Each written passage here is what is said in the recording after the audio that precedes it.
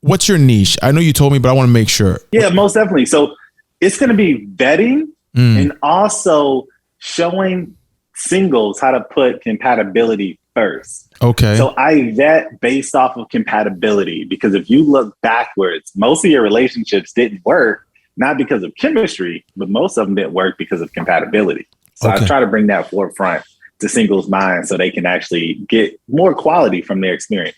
So like when you say compatibility and chemistry, right? I feel like people misuse or interchange the term, right? So like, what's your definition of chemistry and why is it different from compatibility? So you have two different types of chemistry. Okay. One, you have that emotional chemistry. This is the chemistry you build with your friends, but it can be very, very dangerous because this is when opposites can attract. You always know all your friends, you probably connect with them very, very well, but there's also at least one or two friends that you can't stand, but you're still friends with them. Okay. Right? Okay. So that's emotional chemistry. It's based on the emotional connection that you have with somebody. And this chemistry can build up over time. The chemistry that you have with your friends today is not the same chemistry you had with them a year ago, 5 years ago, or 10 years ago. Right. If they're an older friend. Right. That's true. But what about compatibility, right? So if someone is like trying to evaluate like someone that they're sitting in front of, like they're attracted to or whatever, right? You have this visceral feeling of attraction, right? And then you have like the idea of, you know, pragmatic compatibility, like someone that I'm meant to be with, or I don't want to use the word meant, but like someone that works with you long term, right? Sometimes those aren't always the same people. Right? The people that really turn you on, that really stimulate you, and you get that natural chemistry with might be toxic for you long term. How do you differentiate and help people like break down what they're supposed to be drawn to? Cool. So let's dive into it. So we talked about emotional chemistry. All right. You mentioned another one. I call them the big four. Attraction is what hits you first. All right. After that, you have emotional chemistry and you also have sexual chemistry or body chemistry. Now that's what happens with your pheromones. That's your reaction on a chemical level that's happening in your body in response to that person. Okay. This can happen over the phone. This can happen through video chat.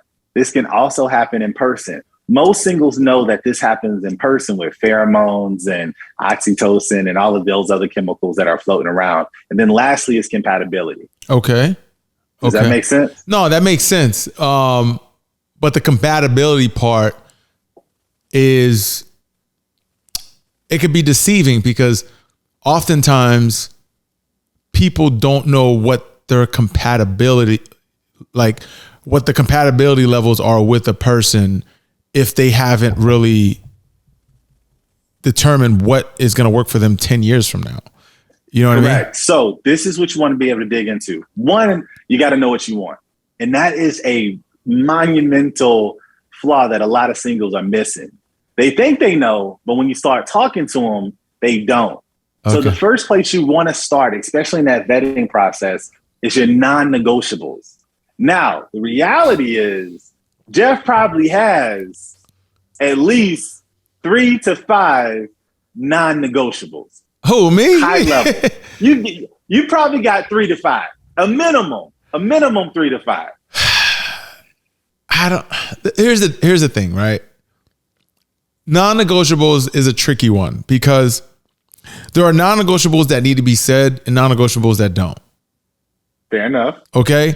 The ones that don't are in large numbers. It is not 5 to 6. It could be 100, right? You don't want somebody who's a drug addict. You know, like Facts. Some people don't talk about that, but it is a non-negotiable. It's just not really talked about, right? You don't want somebody who's like, I don't know, who's got no limbs, no, I have no issues with anybody that might have the disabilities, but that might not work for me. You know what I mean? But it's not one of those things that is talked about. So every time somebody talk about non-negotiables, they put this list, but then when they come across something that they hadn't put on the list, they didn't realize how much of a non-negotiable it is. So that's the conflict that I've come across is you might put certain things on the list and you think, okay, I've crossed off these things, this person meets these criterias, but then I got introduced to this other problem that I didn't even know was a non-negotiable. Facts. You know what I mean? So look back. So I love the idea of connecting the dots, looking back, right? Steve Jobs.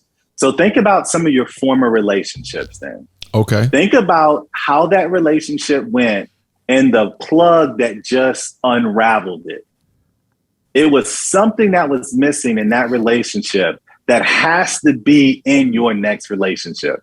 And that would be one of your first non-negotiables. And I agree with you. The conflict is every person's got a different unraveling plug. No, and I agree with you, but Yeah. that can repeat itself, correct? I don't know if it's ever really repeated itself for me. I think it's I think once I've determined like what I don't like, I avoid it like the plague. Okay. So that avoidance, is that something, and think about the maybe 2 to 3 of these, right? Is that something that when you can honestly look at a person and determine it, or do you have to get to know that person before you find it out? I think because of my experience with those things, I know what to look for to know if they're present in that person. I think I can. So do you see it just based off of looks, or do you have to know that person? No, it could be looks, or it could be conversations, or how they move in any space that you're interacting with them, or just things like that, right? Or basically things that you might know about them prior to even meeting them, right? So like those things I'm more knowledgeable about given my experience and things that I've understood about people as a whole, because I've done some work to kind of like evaluate myself and people. But yeah, I don't hesitate in like identifying those things, even though they might be minute to somebody else. You know what I mean? So one of the things that I teach singles. Am I in class right now? Am I in class? I feel like I'm in class. Listen, this is important, right? Because a lot of singles struggle with this.